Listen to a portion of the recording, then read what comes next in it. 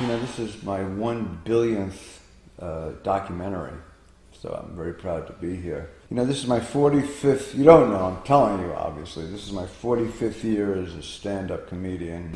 It's been sort of a surreal trip to do this my whole life and still doing it, from delicatessens to bowling alleys to town hall and Carnegie Hall. I've done every possible venue and I'm still doing them. One owner who was very famous, George Schultz, who owned Pips, they called him the Ear. And I did a set there and she said, "You have it. You got a gift for this." He says, "But if you don't shit, fuck, and eat this 24/7, you're never gonna make it." And I wasn't quite sure what he meant, but I had a feeling that he meant that it had to be everything or nothing. The most important club back in '71 was the Improvisation, the original one, on West 44th Street and 9th. So I wound up meeting these people at this club. Everyone hung out there. All the showbiz stars hung out there, the nightclub entertainers, the Broadway stars. And one of the greatest of all at that time in '71 was Bette Midler.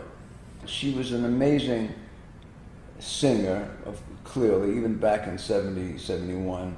You know, she went from the bathhouses to the small clubs to 2,000-3,000 seaters.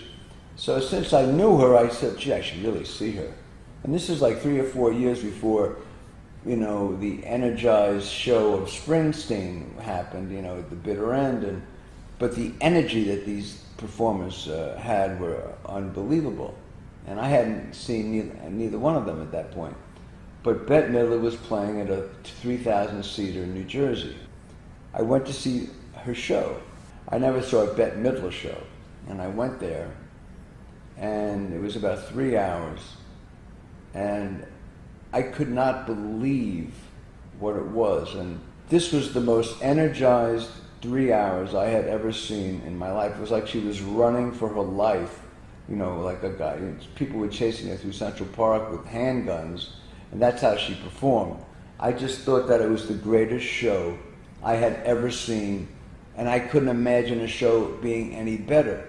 At any rate, I saw the show, and I staggered to my car, and I went to my hole in the ground, and I said, "That's show business.